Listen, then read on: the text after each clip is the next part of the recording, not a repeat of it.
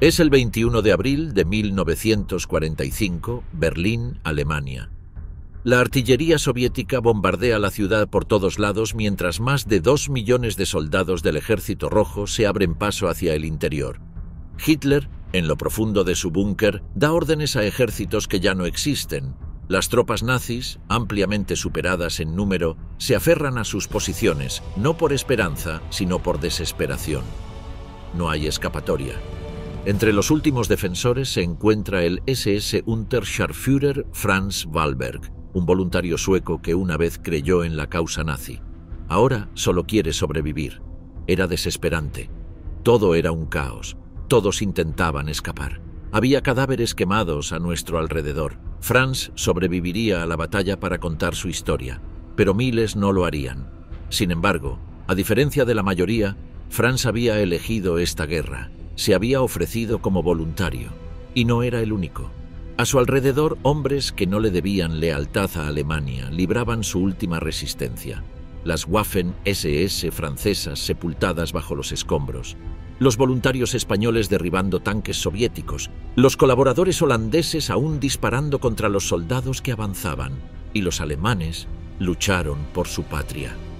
¿Pero Wahlberg y los demás? No tenían territorio que defender, ningún Führer al que obedecer. Entonces, ¿por qué estaban en Berlín? ¿Qué impulsó a un sueco, un español y un holandés a luchar hasta la última bala por un Berlín que nunca fue suyo? ¿Qué los impulsó a apoyar a Hitler hasta el último obstáculo? La respuesta no se encontrará en las ruinas de 1945. Se encuentra en el cuartel general de Hitler, en el Berlín de antes de la guerra, cuando la maquinaria nazi parecía imparable. Es una historia de falsas esperanzas, propaganda implacable e ideologías de odio. Y todo comenzó con una organización que les prometió a aquellos hombres una nueva Europa, las infames SS. Ideología nazi y combatientes extranjeros. Al estallar la guerra, el ejército alemán necesitaba, como era de esperar, un gran número de reclutas. Durante su ataque a Polonia en 1939 y en Europa Occidental y Escandinavia en 1940, contaba con alrededor de 4 millones de soldados. Durante ese periodo, las Waffen-SS trabajaban principalmente como fuerza de apoyo con unos 100.000 miembros, asesinando judíos, arrestando a sospechosos políticos extranjeros y luchando en batallas. Las bajas que sufrieron no fueron muchas y era relativamente fácil encontrar reemplazos. Así pues, en los primeros años de la guerra, las SS aún disfrutaban del lujo de tener criterios extremadamente estrictos sobre quién podía entrar en las Waffen-SS. Los reclutas solo podían ser ciudadanos alemanes que pudieran, por supuesto, irónicamente, demostrar su ascendencia aria desde 1800. También debían ser solteros y sin antecedentes penales. Otros criterios incluían tener entre 17 y 23 años, medir al menos 1,74 metros y tener una dentadura y una vista perfectas. En resumen, tenían que representar la imagen ideal de un soldado nazi.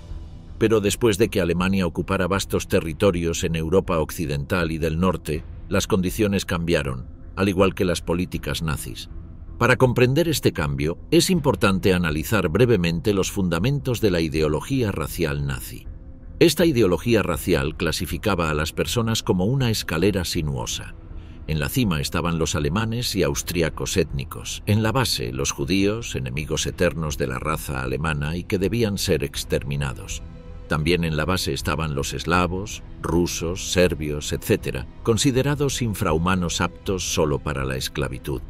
Entre estos grupos se encontraban todas las demás nacionalidades, como los franceses y los españoles, que eran tolerados, aunque no considerados iguales.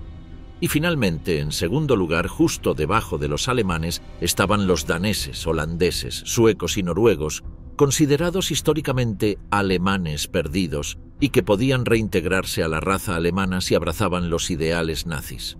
Así pues, con esta ideología como trasfondo y con la guerra cada vez más expandida después de 1940 y 1941, los nazis y las SS tuvieron que resolver la siguiente ecuación.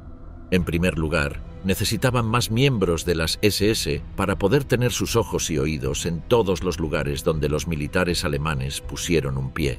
En segundo lugar, todos los hombres alemanes en edad relevante fueron reclutados en el ejército oficial alemán, por lo que esencialmente no eran una opción. Y en tercer lugar, y aquí está la clave, algunos países ocupados, como los Países Bajos o Dinamarca, permanecieron prácticamente independientes del Estado alemán. Esto significaba que no tenían que enviar oficialmente sus ejércitos a luchar junto a los alemanes. Todo esto llevó a las SS a una solución obvia. Relajaron las restricciones raciales de reclutamiento, de modo que las Waffen-SS pudieran aceptar como miembros voluntarios de raza germánica, daneses, suecos, etc. Y fue de este modo como los regimientos extranjeros de las Waffen-SS se convirtieron en una realidad. División Viking. El primer resultado tangible de esta nueva política de las SS fue la creación de la División SS Viking en diciembre de 1940. La SS Viking se estableció formalmente mediante la combinación del 385 experimentado SS Standarte Germania con los regimientos de voluntarios Westland, compuesto por voluntarios holandeses y flamencos, así como Nordland, compuesto por voluntarios daneses y noruegos. Aunque inicialmente se concibió como una unidad extranjera, la mayoría del personal de la división a lo largo de su servicio estuvo compuesto principalmente por alemanes y alemanes étnicos. Su dotación inicial alcanzó aproximadamente 19.337 soldados y oficiales. No es casualidad que la creación del Viking se produjera en ese momento. Fue el resultado de una orden directa de Hitler justo cuando el líder nazi decidió atacar la Unión Soviética. Y si bien es cierto que no se trataba de una división extranjera en el sentido tradicional, el Viking se convirtió en la primera división de las Waffen-SS en incorporar un número significativo de voluntarios no alemanes. Lo más interesante de esto es que no se trataba de simples reclutas, sino de fieles creyentes del nazismo. La gran mayoría, en esta primera etapa, eran activistas de extrema derecha, simpatizantes del fascismo y anticomunistas que veían en la guerra de Hitler una oportunidad para construir una nueva Europa. Por ejemplo, Emil Stahl, danés, ya se había afiliado al Partido Nacional Socialista danés con tan solo 16 años y se alistó como voluntario en las SS en junio de 1940, justo después de que los nazis ocuparan su patria. Era un ferviente antibolchevique y estaba tan influenciado por los nazis que solo abandonaría el campo de batalla tras resultar gravemente herido 2 años después. Los demás voluntarios eran más o menos como él. El historiador Rolf Dieter Müller los describe así. Eran representantes de movimientos extremistas de derecha y fascistas en sus países de origen, cada uno con un molde peculiar. En la mayoría de los casos eran pequeñas minorías políticas, marginados sociales que, al ofrecerse como voluntarios para luchar con uniformes alemanes, esperaban obtener capital político y reconocimiento. Cada uno mostraba una mezcla única de audacia, idealismo y ambición política.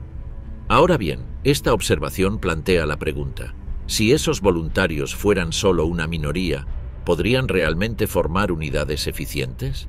Después de todo, la Segunda Guerra Mundial fue una guerra de millones de soldados.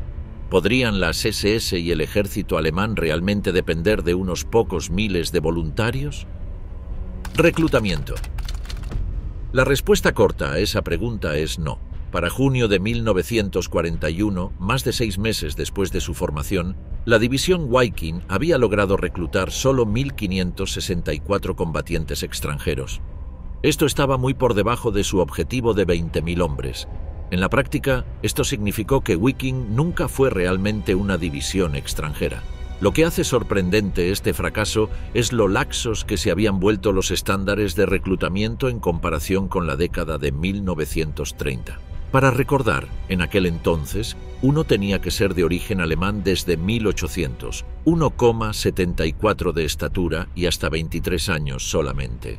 Pero ahora, los voluntarios solo necesitaban mostrar algunos rasgos arios generales como ojos azules y cabello rubio, medir al menos 165 centímetros de altura y tener entre 17 y 40 años, requisitos que la mayoría de los europeos occidentales y del norte podían cumplir con facilidad.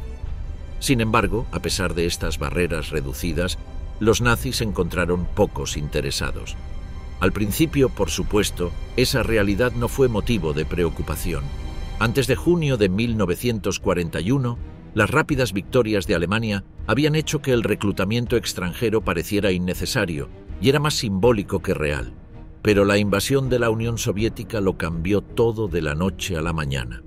De repente, los nazis se enfrentaron a una guerra en un frente de 3.000 kilómetros con millones de soldados en el bando contrario. Ante esto, el régimen comprendió que debía tomar medidas urgentes para aumentar el número de voluntarios. Así pues, recurrieron a su mayor habilidad, la propaganda. Lo que hicieron el líder de las SS, Heinrich Himmler, y el ministro de propaganda, Joseph Goebbels, fue rebautizar astutamente el conflicto, pasando de ser una guerra puramente alemana a lo que presentaron como una cruzada paneuropea contra el bolchevismo. Esto funcionó porque el sentimiento antibolchevique ya estaba profundamente arraigado en los círculos de extrema derecha europeos y se combinaba a la perfección con la retórica nazi antisemita sobre el judeo-bolchevismo. Estas campañas de propaganda fueron, de hecho, vigorosas e incluyeron mítines públicos masivos y la formación de comités simbólicos en medio de una atmósfera antibolchevique febril. Carteles y medios de comunicación por toda la Europa ocupada presentaban la guerra como una cruzada para salvar a la Europa cristiana de la barbarie bolchevique y mostraban las banderas de varias naciones europeas unidas contra la Unión Soviética. El objetivo ahora no era un imperio alemán, sino un nuevo orden en Europa fascista. Este cambio estratégico resultó bastante exitoso. El número de voluntarios extranjeros experimentó un aumento notable, pasando de tan solo unos 2.000 en junio a 12.000 en diciembre de 1941. El impacto de estas campañas de propaganda fue especialmente evidente en un país que, si bien no estaba ocupado por Alemania, tenía fuertes simpatías fascistas: España. España acababa de salir de su guerra civil, que el general Franco ganó con el crucial apoyo alemán. Sin embargo, Franco consideraba que su nación estaba demasiado debilitada y devastada para unirse oficialmente al esfuerzo bélico del Eje. En su lugar, permitió la formación de una división española de voluntarios, conocida como la División Azul, para luchar en el frente oriental. Con casi 20.000 hombres al inicio, la División Azul por sí sola casi superaba en número a todas las demás fuerzas voluntarias de Europa Occidental juntas. Sin embargo, el pueblo español no era considerado racialmente aceptable para lo que los nazis consideraban su organización de élite, las SS. Como resultado, a la División Azul solo se le permitió integrarse en el ejército alemán regular, junto con regimientos similares franceses y croatas, de entre 3.000 y 5.000 hombres cada uno. Pero el éxito de esta acción voluntaria patrocinada por el Estado dio a las SS una idea: animar a los gobiernos simpatizantes de las naciones germánicas a seguir el mismo modelo. Esto condujo a la creación de las primeras legiones extranjeras. Estas legiones eran unidades de voluntarios, respaldadas por el Estado, procedentes de países de Europa Occidental y del Norte, que lucharían junto a las Waffen-SS en el este. En Dinamarca, por ejemplo, el líder nazi Fritz Clausen hizo un llamamiento a sus compatriotas el 23 de junio, instándolos a unirse a las SS y luchar por Europa contra el enemigo mundial. Llamamientos a las armas similares provinieron del noruego Vidkun Quisling y del holandés Anton Mussert. Como resultado de esta nueva campaña de propaganda y del nuevo sistema de reclutamiento a través de legiones, el número de voluntarios extranjeros en las SS ascendió a 30.000 a principios de 1942, un aumento de más de 10 veces con respecto al año anterior. Afortunadamente para las SS, muchos de ellos seguían siendo nazis devotos, lo que mantenía alta la motivación de esos ejércitos para ir al frente. Muchos voluntarios escribieron cartas a sus familias expresando lo felices que estaban de llevar el uniforme alemán. El voluntario suizo Benno Scheppi escribió a su esposa en marzo de 1941: «Me preguntas, ¿por qué me ofrecí como voluntario? ¿Por qué? Por libre voluntad y elección, me puse el abrigo gris y emprendí una marcha sin órdenes que ni tú ni yo sabemos cuándo terminará, ni si llegará el día en que nos volvamos a ver. ¿No has sentido últimamente cuánto sufrí, cuánto me dolía todo por ser parte del gran sacrificio? Mi corazón está lleno de orgullo y alegría. El ansia de poder no es mi objetivo, ni es venganza. Alemania será una sola tras la victoria. Las tribus de Germania participan en la creación de un nuevo mundo y la humanidad recibe un nuevo espíritu. Pero este idealismo a menudo chocaba con la dura realidad. Los reclutas extranjeros se enfrentaban a la desconfianza constante de los oficiales alemanes, quienes cuestionaban su preparación para el combate. La mayoría carecía del intenso entrenamiento de élite de las SS alemanas, algunos de los cuales habían sido miembros de la organización durante años antes de entrar en combate. Incluso los miembros de la supuesta división de élite Viking fueron calificados de demasiado blandos por un comandante, quien afirmó que algunos lloraban como bebés durante el entrenamiento. El mismo comandante abogó por un entrenamiento básico más estricto e incluso insistió en que la unidad solo sería fiable con una proporción de 2:1 entre tropas alemanas y no alemanas. Como resultado, muchos voluntarios fueron relegados a unidades de seguridad de retaguardia o a interminables ejercicios de entrenamiento sin participar en combates de primera línea contra las tropas soviéticas. En esencia, se perdió la razón principal por la que fueron reclutados. Para colmo, en los centros de formación, las condiciones distaban mucho de ser ideales. Thor Samuelsson, un voluntario sueco, observó: «Si alguno de nosotros creía que llegaría al paraíso, ha sido cruelmente engañado. Nos despertaban a las 6 sin café y nos daban pan seco durante el viaje. Luego teníamos que trabajar, moviendo armarios grandes, limpiando, etc.». Otro sueco, Elis Höglund, recordaba la estricta disciplina y el duro entrenamiento. «El Unterscharführer nos obligaba a correr con máscaras de gas hasta desmayarnos. Pequeñas faltas de disciplina nos obligaban a hacer sentadillas con el fusil sobre los brazos estirados o flexiones». Así que, al contrario de lo que esperaban inicialmente, muchos voluntarios perdieron la motivación inicial. Kafl Olof Holm, quien sufrió disentería debido a la mala calidad del agua, llegó a decir: «No entiendo qué me pasó cuando me fui de casa». De hecho, muchos desertaron en los primeros meses de 1942. Consciente del problema, Heinrich Himmler, líder de las SS, cuestionó el entrenamiento ideológico y militar de los reclutas extranjeros, lo que agravó aún más el clima de sospecha y subestimación de su calidad. Un SS Untersturmführer estaba tan furioso que, cuando algunos voluntarios le pidieron que los diera de baja, se negó y añadió: «Prometo que ejecutaré personalmente a cualquiera que intente escapar». Así pues, a pesar del aumento del número y del entusiasmo inicial, los voluntarios extranjeros pronto se enfrentaron a dificultades extremas para integrarse en su nueva organización. ¿Se podría resolver este problema o estarían condenados a sufrir hasta el final de la guerra? Regimientos principales. El creciente reconocimiento de los problemas en el reclutamiento e integración de voluntarios extranjeros en las formaciones de las SS condujo finalmente a reformas radicales que darían a estas unidades su forma definitiva hasta el final de la guerra. Estos cambios transformadores fueron impulsados principalmente por dos figuras clave: Gottlob Berger, jefe de reclutamiento de las SS, y Franz Rydbeck, oficial suizo-alemán responsable de los asuntos de voluntarios extranjeros. Rydbeck, en particular, basándose en su propia experiencia como extranjero en las SS, identificó desigualdades estructurales fundamentales que relegaban a los soldados no alemanes a un estatus de segunda clase dentro de la organización. Estas prácticas discriminatorias se manifestaron de forma visible: uniformes, armas e insignias distintivas diferentes, todo lo cual reforzó las jerarquías raciales que dañaron gravemente la cohesión y la moral de las unidades. Como resultado, comenzando gradualmente en 1942 y acelerándose drásticamente después de febrero de 1943, las SS implementaron cambios radicales para abordar estos problemas. Los soldados extranjeros que se entrenaban en las escuelas de oficiales de élite de las SS en Bad Tölz y Braunschweig finalmente comenzaron a recibir comisiones iguales a las de sus homólogos alemanes. Para febrero de 1943, los registros mostraban que 47 oficiales extranjeros y 172 cadetes de Flandes, Holanda, Noruega y Dinamarca servían en las Waffen-SS, nuevamente un aumento de casi 10 veces en comparación con el año anterior. Su efectividad en combate fue mejorada aún más por las actualizaciones de equipo que los equipararon con las divisiones regulares alemanas. Más significativamente, el Reichsführer SS Himmler autorizó la creación de una división completamente nueva inspirada en la división SS Wiking.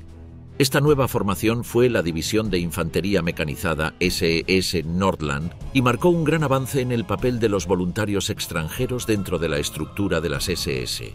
El momento de estas reformas no fue casual. Febrero de 1943 presenció la catastrófica derrota alemana en Stalingrado, un punto de inflexión que transformó la guerra de una conquista ofensiva a una defensa desesperada. Esta nueva realidad exigía el máximo aprovechamiento de todos los recursos humanos disponibles, lo que hacía que la organización eficiente de las unidades extranjeras fuera más crucial que nunca. En consecuencia, la gran mayoría de las formaciones de voluntarios extranjeros se establecieron a partir de marzo de 1943, incluyendo los regimientos Nordland, Charlemagne y Nederland, que desempeñarían un papel importante en los últimos años de la guerra.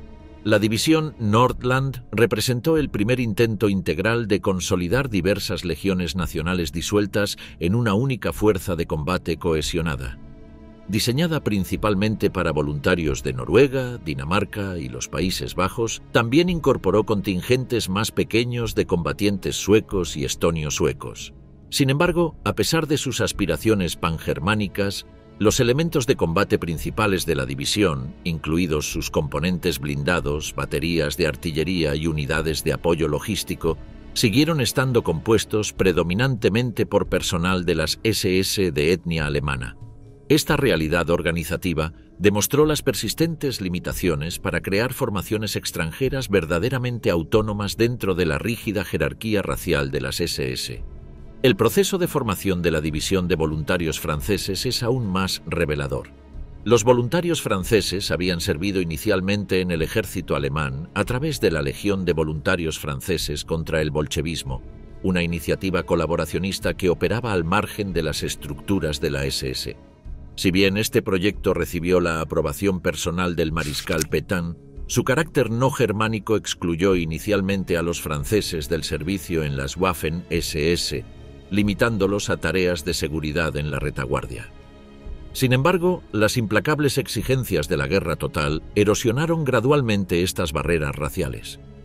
En julio de 1943, Hitler autorizó personalmente el reclutamiento de voluntarios franceses por parte de las Waffen-SS, tras la intensa presión política del gobierno de Vichy de Pierre Laval. Este cambio de política condujo a la creación de la Brigada de Asalto SS Frankreich en octubre de 1943, que se incorporó a regimientos más amplios de las SS. Pero ese no fue el final. El desembarco de Normandía en junio de 1944 supuso una inesperada ganancia para los reclutadores de las SS. Mientras las fuerzas aliadas liberaban Francia, miles de colaboracionistas franceses huyeron hacia el norte, a territorio alemán. Estos hombres políticamente comprometidos ya no podían regresar a casa, por lo que formaron una reserva de reclutas cautivos que expandió drásticamente las filas de las SS francesas. Para agosto de 1944, esta afluencia permitió la formación de la División Carlomagno completa, con aproximadamente 7.000 efectivos. Irónicamente, surgida tras la derrota alemana, esta división se convertiría en una de las formaciones extranjeras más notorias y comprometidas de las SS, luchando con fanatismo hasta los últimos días de la guerra. Un desarrollo paralelo ocurrió con los voluntarios holandeses. Originalmente organizados a finales de 1943 como la Brigada Nederland para la defensa del territorio nacional, estos simpatizantes nazis holandeses fueron inicialmente considerados por los comandantes alemanes como de escaso valor militar. Sin embargo, el avance aliado tras el día D transformó su estatus. Con un total de unos 8.000 hombres, estos colaboradores holandeses, ahora apátridas, fueron redesplegados para defender las fronteras alemanas, donde permanecerían comprometidos hasta el final de la guerra. La situación en el Báltico presentó un caso único de movilización masiva en circunstancias radicalmente diferentes. Tras la invasión y anexión de Lituania, Letonia y Estonia por el ejército soviético en 1940, estas naciones sufrieron una brutal represión caracterizada por deportaciones masivas, ejecuciones y una sistemática erradicación cultural. Este régimen de terror generó un sentimiento antisoviético tan profundo que, cuando las fuerzas alemanas invadieron en 1941, fueron recibidas inicialmente como libertadoras. La intensidad de este sentimiento se manifestó en un número notable de voluntarios. A finales de 1941, aproximadamente 50.000 estonios y letones se habían unido a unidades afiliadas a Alemania, sirviendo en diversos cargos durante la guerra. La mayoría de los reclutas bálticos ingresaron inicialmente en formaciones policiales y unidades de autodefensa bajo la jurisdicción de las SS, que asumieron funciones cruciales de seguridad en los territorios ocupados. Sin embargo, la euforia inicial por la liberación se desvaneció rápidamente cuando las poblaciones bálticas se dieron cuenta de que la ocupación alemana no ofrecía ninguna vía para restaurar la independencia. Las autoridades nazis reprimieron sistemáticamente los movimientos nacionalistas y trataron a la mayoría de los pueblos bálticos con desprecio racial, considerándolos apenas ligeramente superiores a los eslavos. La única excepción fueron los estonios, quienes, según la retorcida lógica alemana, eran considerados más cercanos a los escandinavos. Sin embargo, a pesar del deterioro de esta relación y el menguante entusiasmo de los voluntarios después de 1942, las SS lograron reclutar importantes unidades de combate entre las poblaciones bálticas. Las más notables fueron la 20ª División de Waffen-Grenadier de las SS Estonia y las 15ª y 19ª Divisiones de Waffen-Grenadier letonas, establecidas durante 1943 y 1944. Estas formaciones desempeñarían importantes funciones de combate en el frente oriental, con algunos elementos combatiendo hasta el colapso total en mayo de 1945. Así pues, el reclutamiento de voluntarios extranjeros durante toda la guerra fue un proceso histórico extremadamente complejo, con amplias diferencias entre las distintas naciones involucradas. Estuvo condicionado por múltiples factores, no solo por el fanatismo ideológico, sino también por la necesidad militar y la desesperación de los colaboradores ante la caída de sus regimientos aliados con los nazis. Pero, de una forma u otra, proporcionó a las SS y a las Waffen-SS un número considerable de reclutas para enviar al frente. Pero ¿cuál fue exactamente el papel de los voluntarios en las batallas reales? Grandes batallas. Durante los primeros años de la guerra, los voluntarios extranjeros de las Waffen-SS desempeñaron un papel marginal en el conflicto en general. La división SS Wiking, por ejemplo, cruzó la frontera con la Unión Soviética en 1941 como parte del Grupo de Ejército Sur, pero inicialmente solo sirvió como guardia de flanco o prestó sus batallones a otras unidades para operaciones específicas. Sin embargo, para 1942 se había convertido en algo más formidable. De hecho, desempeñó un papel importante en la captura de Rostov, adentrándose en el Cáucaso y luchando por los vitales yacimientos petrolíferos de Maikop. Pero incluso entonces, estas unidades no alemanas siguieron siendo la excepción, no la regla. No fue hasta 1944 que la reforma promulgada por las SS en 1943 demostró su verdadero potencial en la práctica. En resumen, los voluntarios extranjeros solo se utilizaron de forma efectiva por primera vez en el último año de la guerra. Para enero de 1944, la situación en la guerra contra la Unión Soviética se estaba deteriorando gravemente para Alemania. Especialmente en los alrededores de Leningrado, el conflicto se había vuelto desesperado. La ofensiva invernal soviética destrozó a la 9ª División de la Luftwaffe alemana y amenazó con aniquilar toda la línea defensiva. En medio de este caos marchó el tercer cuerpo Panzer de las SS, un grupo de los voluntarios extranjeros más comprometidos ideológicamente que los nazis pudieron reunir. Bajo el mando de Felix Steiner, la división Norland y la brigada Nederland se lanzaron a la brecha para evitar una derrota total. Durante una semana, libraron una acción dilatoria, ganando tiempo para que las fuerzas alemanas, desmanteladas, se retiraran al oeste, hacia el río Luga. Luego, exhaustos y ensangrentados, se replegaron al saliente de Narva, un estrecho puente terrestre entre el Golfo de Finlandia y el lago Peipus, ahora la última posición defendible antes de los estados bálticos. Unidades del tercer cuerpo Panzer SS germánico, incluyendo parte de Nordland, se trasladaron a esta zona para apoyar al 18º Ejército contra el ataque soviético, previamente anunciado, asumiendo la responsabilidad del sector desde la desembocadura del río Luga hasta Peterhof el 13 de diciembre. Pero su esfuerzo fue inútil. La ofensiva soviética golpeó temprano el 14 de enero tras un intenso bombardeo de artillería, rompiendo sus líneas y finalmente derrotándolos. Lo que siguió a este ataque inicial fue una de las defensas más brutales de todo el frente oriental. En febrero, los soviéticos se lanzaron sobre Narva, poniendo a prueba a la recién llegada 20ª División SS Estonia. Los estonios resistieron. Marzo trajo consigo ataques aún más duros, esta vez contra la debilitada División Nordland y la vecina 11ª División de Infantería. El avance soviético en el sur solo se selló tras 3 desesperados contraataques de los voluntarios escandinavos. Luego vino el asalto a la propia Narva. Los holandeses de la Brigada Nederland se llevaron la peor parte del combate. Su 49º Regimiento, de Ruyter, perdió a la mitad de sus hombres en tan solo unos días. El 48º Regimiento, Seyfarth, fue prácticamente aniquilado. Cuando los soviéticos trasladaron su foco al sur de la ciudad, el 24º Regimiento danés, Danmark, tomó el control, con sus compañías desangradas por el barro y la nieve. Para julio, los batallones de infantería de Nordland se habían reducido a menos de 100 hombres cada uno, apenas una sombra de su fuerza anterior. Sin embargo, resistieron. La peligrosa operación de retirada a finales de julio requirió unidades de retaguardia, un papel de sacrificio asumido por unidades como los voluntarios holandeses. El 25 de julio, mientras se retiraba, el regimiento General Seyfarth de la Brigada Nederland seguía en Narva. Un regimiento entero fue aniquilado en el bosque justo al oeste de las nuevas defensas.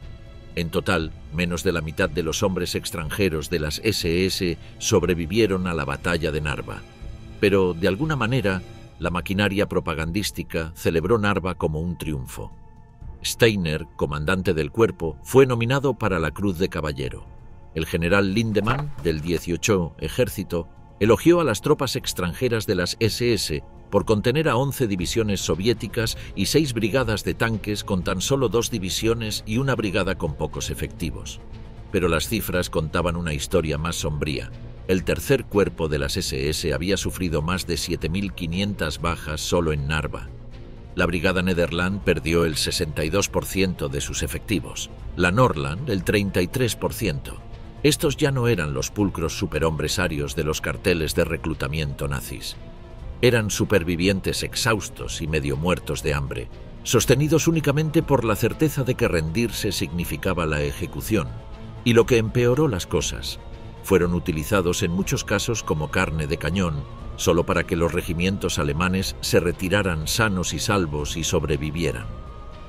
En otras partes del frente oriental, otras unidades extranjeras de las SS se enfrentaron a batallas igualmente desesperadas.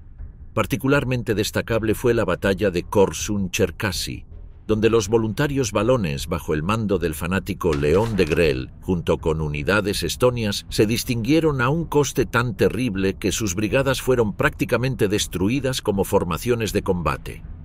El 26 de enero de 1944, el sexto ejército Panzer soviético atravesó las líneas alemanas y para el 28 de enero había rodeado completamente a las fuerzas alemanas en la zona de Korsun. El cerco finalizó el 29 de enero, atrapando entre 56.000 y 60.000 soldados alemanes de 5 divisiones y unidades de apoyo, junto con miles de efectivos de la división Wiking.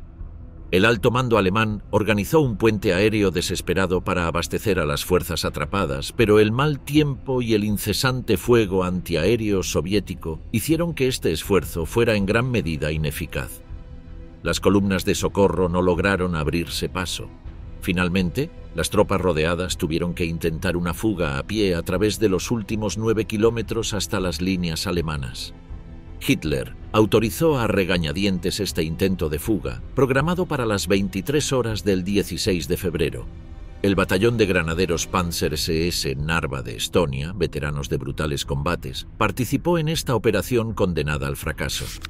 El Hauptsturmführer estonio Paul Maitla reunió a los que aún estaban en condiciones de entrar en acción, formando 2 compañías de 100 hombres y una tercera compañía de heridos que podían caminar. Abandonaron todo el equipo pesado, llevando únicamente pistolas, municiones y granadas de mano. Conscientes de su situación casi imposible, estos hombres adoptaron el sombrío lema «Muerte aquí o Siberia», una frase que describía a la perfección su desesperada situación. La conclusión final de estas importantes batallas fue inequívoca. Los voluntarios extranjeros habían sido sacrificados casi hasta el último hombre. Para agravar la tragedia, los reemplazos enviados para reconstruir estas unidades destrozadas fueron insignificantes. De las más de 7.500 bajas sufridas por las divisiones Nordland y Nederland en el sector de Leningrado, solo llegaron 1.336 reemplazos. Regresar a sus países de origen era ahora imposible. Serían tratados como traidores, mientras que Alemania estaba claramente perdiendo la guerra en todos los frentes. Toda esperanza parecía perdida. Y entonces, el 20 de julio de 1944, algo sucedió. Un intento de asesinato casi mata a Adolf Hitler en su cuartel general de la Guarida del Lobo. Este acontecimiento tendría un impacto real en los voluntarios extranjeros, pero fue para bien o para mal. Voluntarios de nombre. El fallido intento de asesinato contra Hitler supuso una profunda conmoción, especialmente para los líderes nazis. Hasta julio de 1944, la lealtad del ejército alemán al régimen nazi había sido prácticamente incuestionable, pero el complot del atentado destrozó al instante esta percepción. Los motivos de los conspiradores no eran precisamente misteriosos. Con el avance de las fuerzas aliadas sobre Francia tras el día D, la derrota de Alemania parecía inevitable, y muchos oficiales creían que negociar la paz se había vuelto necesario. Sin embargo, el fracaso del complot tuvo el efecto contrario al previsto. En lugar de abrir una vía de negociación, generó una profunda desconfianza entre el ejército regular y el partido nazi, en particular su brazo armado, las Waffen-SS. Para 1944, las Waffen-SS habían aumentado a casi 1 millón de hombres y se convertían en la única fuerza militar en la que Hitler confiaba plenamente. De la noche a la mañana, su importancia estratégica se multiplicó. Como los combatientes ideológicamente más fanáticos, estas tropas lucharían hasta el final, siguiendo las órdenes de Hitler sin rechistar. Sin embargo, sabían que esta lealtad absoluta no se extendía necesariamente a los voluntarios extranjeros en sus filas. Las Waffen-SS se enfrentaron a constantes desafíos de reclutamiento hasta los últimos días de la guerra. La mano de obra alemana disponible se había agotado tras años de combate, con la mayoría de los hombres aptos para el servicio ya en servicio, heridos o muertos, mientras que el número de voluntarios extranjeros seguía siendo insuficiente. Ante el aumento de la necesidad de personal, especialmente en el último año de la guerra, el reclutamiento cambió, con un agotamiento de quizás todos los alistamientos voluntarios, salvo los más forzados o fanáticos. Lo que antes de 1943 había sido una mezcla de idealistas políticos y aventureros, dio paso al reclutamiento desesperado de quienes se enfrentaban al hambre o al desempleo, especialmente entre los trabajadores urbanos. Los esfuerzos de reclutamiento se dirigieron específicamente a las poblaciones vulnerables, soldados desmovilizados, prisioneros y finalmente incluso prisioneros de guerra y trabajadores extranjeros que ya estaban bajo control alemán. Algunos relatos incluso mencionan el reclutamiento directo en prisiones e instituciones psiquiátricas, ofreciendo el servicio militar como alternativa al confinamiento. Las evaluaciones sugieren que algunos reclutas de la Wehrmacht fueron en ocasiones obligados a transferirse a las SS. Esto indica que durante los últimos años de la guerra, la etiqueta de voluntario a menudo enmascaraba métodos de reclutamiento que no eran exactamente voluntarios. La situación era similar, si no peor, para los voluntarios de Europa del Este, estonios, letones y ucranianos. Con el colapso del frente oriental a finales de 1944, en medio de una grave escasez de personal, El mando alemán y las SS modificaron drásticamente sus estrategias de reclutamiento para los europeos del Este. Durante el verano de 1944, las SS crearon una Oficina de Control de Voluntarios del Este, específicamente para reclutar personal para las formaciones de las Waffen-SS. Cabe destacar que esta oficina no se dirigía a voluntarios ideológicos, sino a miembros de las tropas auxiliares de las SS, así como a prisioneros de guerra y trabajadores de los campos de concentración. Esta agresiva campaña de reclutamiento dio lugar a grandes formaciones como el 15 Cuerpo de Caballería Cosaca, que llegó a contar con más de 25.000 hombres a finales de 1944. Así pues, de una forma u otra, para 1944, los soldados extranjeros en las Waffen-SS sumaban casi 250.000, lo que representaba más del 25% de su fuerza total. Esto significó que en el conflicto de desgaste de 1944 fueron estas unidades las que se lanzaron a operaciones defensivas de última hora. Su función evolucionó hasta servir como reemplazo de unidades mixtas o extranjeras ya existentes o como unidades improvisadas para situaciones de última hora. Las cosas simplemente no pintaban bien. El final se acerca. Al amanecer de 1945, las formaciones de las Waffen-SS de Europa Occidental se preparaban para sus últimos actos en el sombrío desenlace de la guerra. El tercer Cuerpo Panzer SS germánico, que ahora componía los últimos remanentes de estas unidades voluntarias, participó en la Cuarta Batalla de Curlandia durante enero. La Brigada SS Nederland, con sus filas ya diezmadas por combates anteriores, cargó con la mayor parte de la embestida soviética. Su otrora orgulloso 49º Regimiento de Reuter apenas contaba con 80 hombres listos para el combate. A pesar de estas catastróficas pérdidas, el alto mando alemán aún consideraba que el cuerpo era lo suficientemente valioso como para redesplegarlo. Entre el 28 y el 30 de enero, mientras el frente oriental se derrumbaba a su alrededor, el cuerpo fue retirado de Curlandia y embarcado a Stettin. Tras una semana de tránsito por el Báltico, los exhaustos supervivientes se prepararon de inmediato para reincorporarse al combate en defensa de las desmoronadas fronteras del Reich. Esta desesperada situación militar obligó de nuevo a reorganizaciones radicales. Con las divisiones alemanas recién formadas en 1945, desplegando solo 2 regimientos en lugar de los 3 habituales, las Waffen-SS ascendieron burocráticamente a Nederland a categoría de división, aunque esto representó más una ficción administrativa que un refuerzo significativo.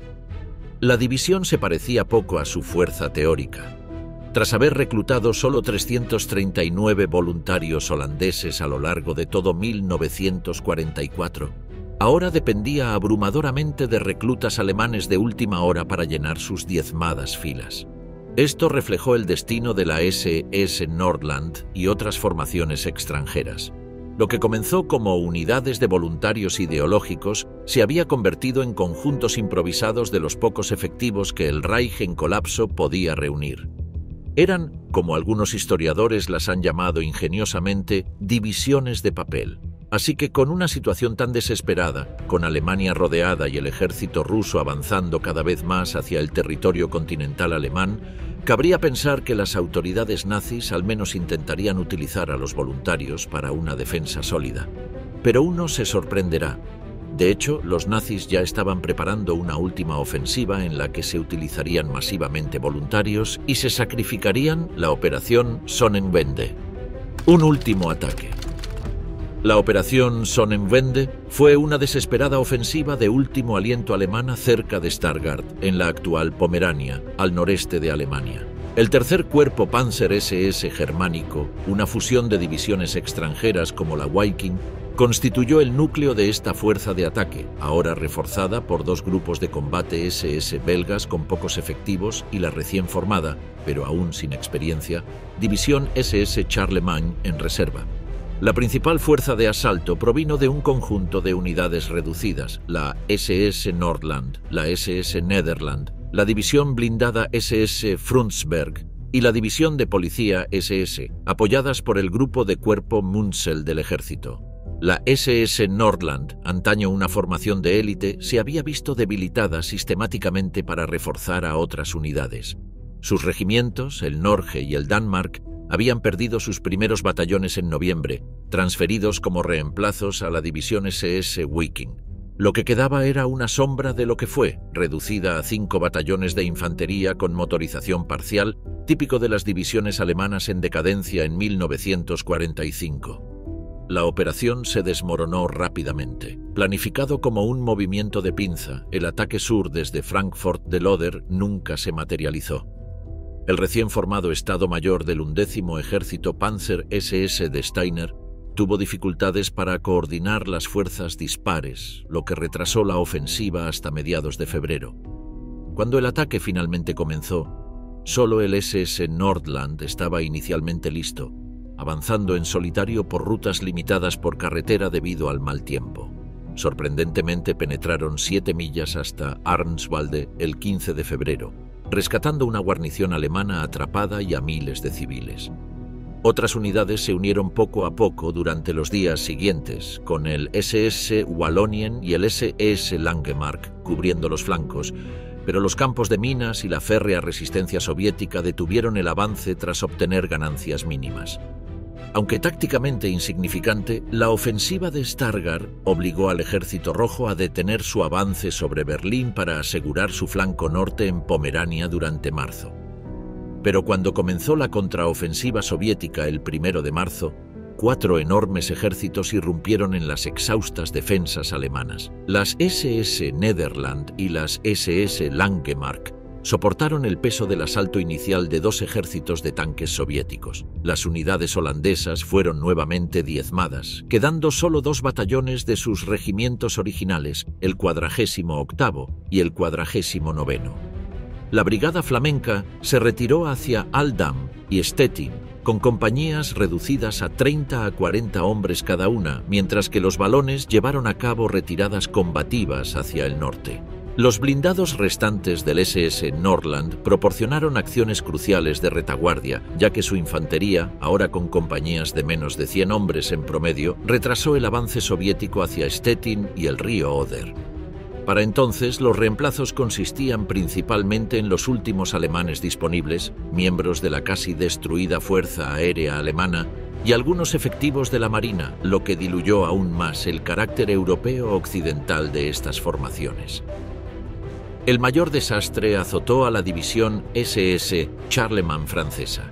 Tras solo 5 meses de entrenamiento en Wildflecken, sus 4.500 hombres fueron sorprendidos completamente desprevenidos cerca de Körlin por el avance de las fuerzas soviéticas entre el 24 y el 29 de febrero. Sin apoyo de artillería ni líneas de suministro, los regimientos 57º y 58º de las SS fueron superados cerca de Hammerstein y Belgard. La división se fragmentó en grupos aislados durante su intento de retirada hacia el norte. El coronel Poaud y la mayoría de sus hombres desaparecieron en el caos, mientras que el general Krukenberg logró reunir a unos 1.200 supervivientes que alcanzaron las líneas alemanas en Dieberow el 12 de marzo. Otro grupo de 500 hombres, al mando del capitán Martin, quedó atrapado en la bolsa de Danzig y finalmente evacuó a Copenhague el 5 de abril sin volver a combatir. A mediados de abril de 1945, prácticamente solo quedaba un último punto defensivo donde el ejército alemán y sus voluntarios de las SS podían defenderse: Berlín. Para muchos, desertar se había convertido en una opción, a pesar de los riesgos. Pero algunos aún se aferraban a la esperanza, la razón, la asombrosa nueva arma prodigiosa que Hitler celebraba.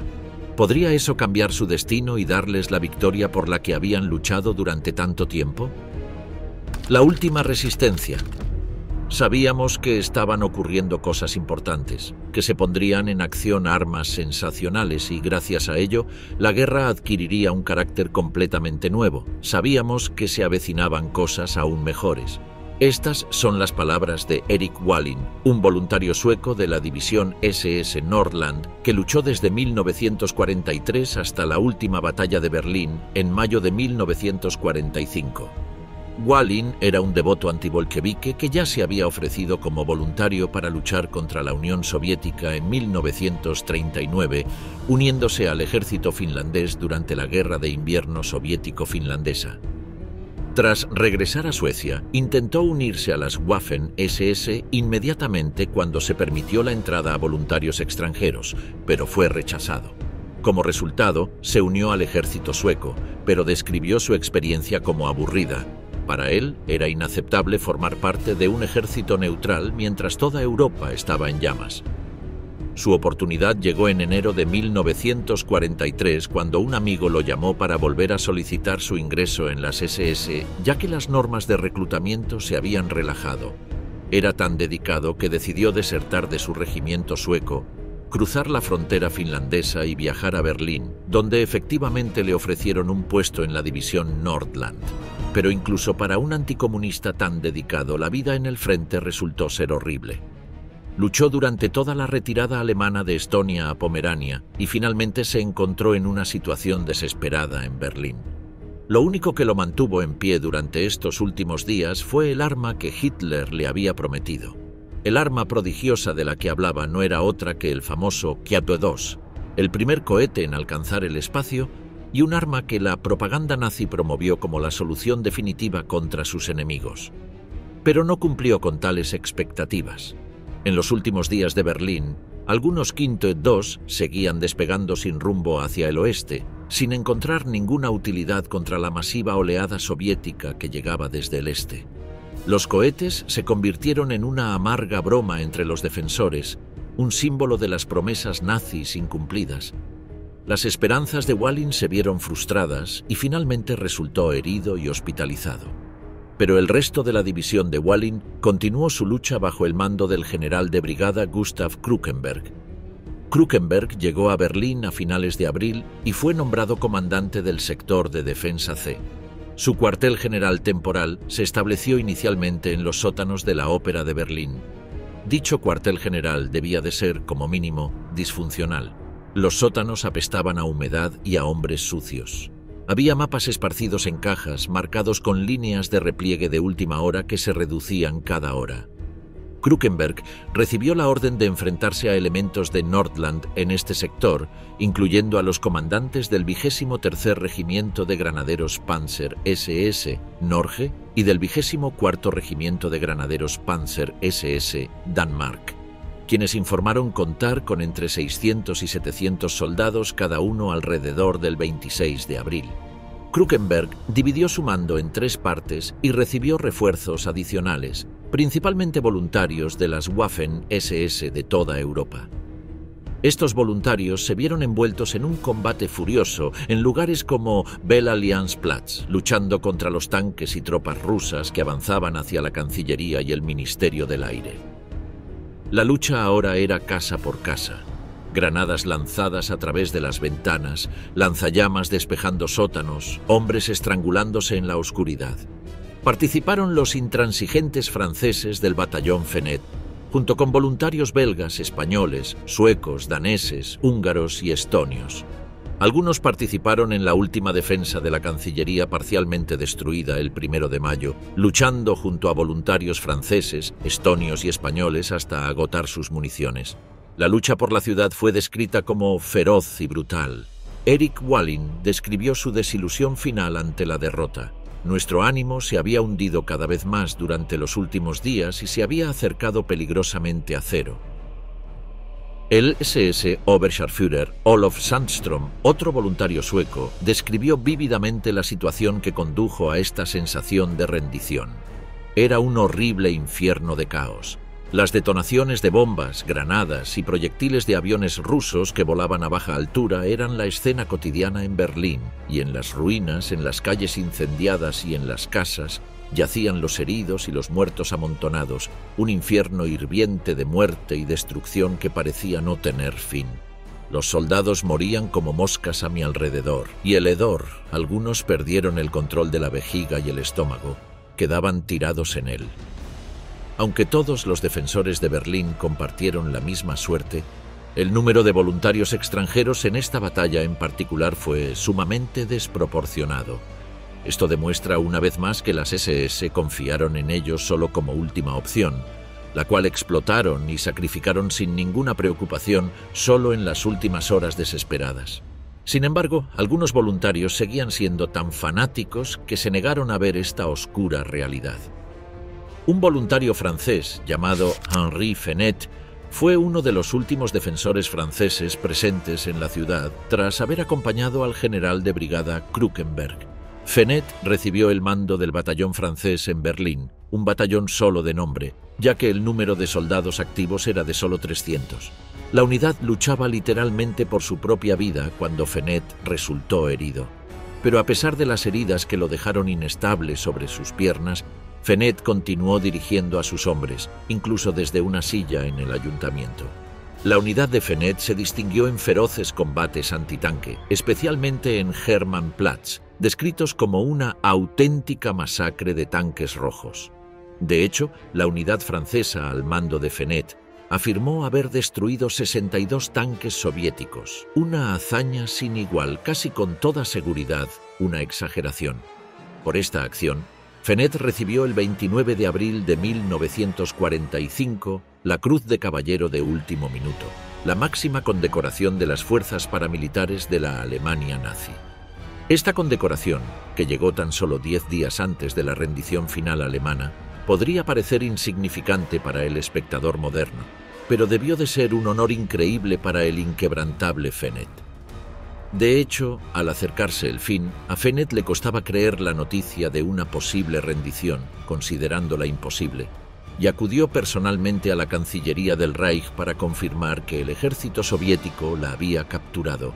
Para entonces, por supuesto, la Cancillería era una ruina con paredes ennegrecidas por el humo, papeles flotando en pasillos inundados y un olor a gasolina y muerte en el interior de sus muros cerrados. Fenet lo vio con sus propios ojos y aún así se negó a ceder.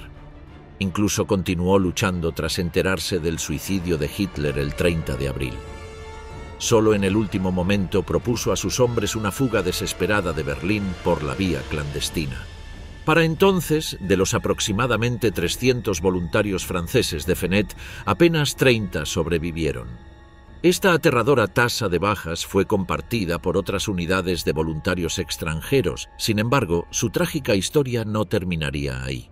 Como hombres indeseados de un ejército derrotado, miembros de una organización asesina y traidores a sus patrias, estos hombres serían llamados a rendir cuentas por sus actos. ¿Pero cómo? Secuelas. La primera realidad que tuvieron que afrontar los voluntarios extranjeros tras el colapso final de Alemania el 8 de abril fue que las fuerzas soviéticas ejecutaban a los miembros de las SS capturados sin juicio o los enviaban a gulags en Siberia con mínimas probabilidades de supervivencia. Ante este peligro mortal, muchos voluntarios extranjeros intentaron ocultar su identidad para aumentar sus posibilidades de supervivencia. Erik Wallin, el sueco antibolchevique, se quitó las insignias y condecoraciones de las SS, convenciendo a sus captores soviéticos de que pertenecía al ejército regular alemán. Como relata en sus memorias, al igual que otros hombres heridos de las SS, comencé a quitarme las insignias. También me deshice de la nómina y del pasaporte sueco. El pasaporte era para mí una sentencia de muerte, a ojos de los bolcheviques, tanto como la nómina de las Waffen-SS, porque la foto me mostraba con el uniforme finlandés y también tenía un sello que conmemoraba mi participación como voluntario en Finlandia en 1941. Algunos voluntarios franceses también adoptaron ropa de civil al intentar rendirse o escapar, aunque esto no siempre garantizaba la seguridad. El tatuaje del grupo sanguíneo de las SS, obligatorio para todos los miembros de las Waffen-SS, en el brazo izquierdo se convirtió en un identificador ineludible. Las tropas soviéticas buscaban sistemáticamente esta marca, lo que hacía casi imposible la supervivencia de quienes la portaban. Solo unos pocos afortunados, como la voluntaria francesa Usha de la Massière, habían evitado el tatuaje con diversos pretextos, una decisión que finalmente les salvó la vida. Como resultado de esta implacable práctica soviética, muchos voluntarios optaron por rendirse a las fuerzas aliadas occidentales. Sin embargo, si bien la captura por parte de tropas británicas o estadounidenses no conllevaba riesgos inmediatos de ejecución, tampoco prometía piedad. La notoria reputación de las SS entre los enemigos de Alemania se consolidó durante los juicios de Nuremberg unos meses después, donde la organización fue declarada formalmente criminal. Esta designación significaba que los exmiembros de las SS se enfrentaban a posibles penas de prisión o algo peor al ser detenidos por los aliados. Por supuesto, el Tribunal Internacional no podía dictar sentencias para los miles de voluntarios de las SS bajo su jurisdicción abstracta. Sin embargo, algunos gobiernos nacionales sí utilizaron el veredicto para procesar a sus ciudadanos que regresaban. En Dinamarca, en particular, existía una ley llamada Decreto del Traidor que criminalizaba retroactivamente la colaboración con los alemanes, especialmente a quienes se unían a las SS. Los castigos incluían largas penas de prisión o incluso la muerte para quienes alcanzaban puestos de oficial o habían sido condecorados con la Cruz de Caballero. 46 daneses fueron ejecutados. Sin embargo, no todos los países eran tan estrictos. En Suecia, por ejemplo, los colaboracionistas eran mayormente perdonados, excepto en casos de deserción y espionaje. Erik Wallin presenta un buen caso, pues efectivamente desertó del ejército sueco en 1943. Además, 2 testigos lo acusaron de haber servido como guardia temporal en el campo de concentración de Gross-Rosen, un conocido campo del Holocausto en Polonia. Aunque fue absuelto del segundo cargo por falta de pruebas, sí pasó un tiempo en prisión por su deserción. A pesar de esta condena de posguerra y del persistente estigma social, no todos los voluntarios europeos mostraron arrepentimiento por su apoyo a los nazis durante la guerra. Muchos permanecieron convencidos de su misión antibolchevique y de su papel en la lucha por una nueva Europa. Los relatos y memorias de posguerra suelen justificarse, presentándose como patriotas o idealistas que creían actuar en beneficio de su país o de Europa. En general, los exvoluntarios de las SS han intentado reconfigurar la narrativa dominante a su favor, presentándose como patriotas o idealistas. Si bien sus motivaciones y acciones individuales resisten cualquier juicio simple, su participación en una de las unidades más racistas y asesinas del siglo XX es injustificable. Algunos se vieron obligados a involucrarse, lo cual es comprensible. Casi todos se habían distanciado de su pasado en las SS. Pero para aquellos pocos, especialmente de Europa Occidental, que apoyaron los crímenes nazis por pura ideología personal, su profundo racismo y odio probablemente seguirán siendo imperdonables, por mucho que intenten refinar y cerrar este capítulo de la historia.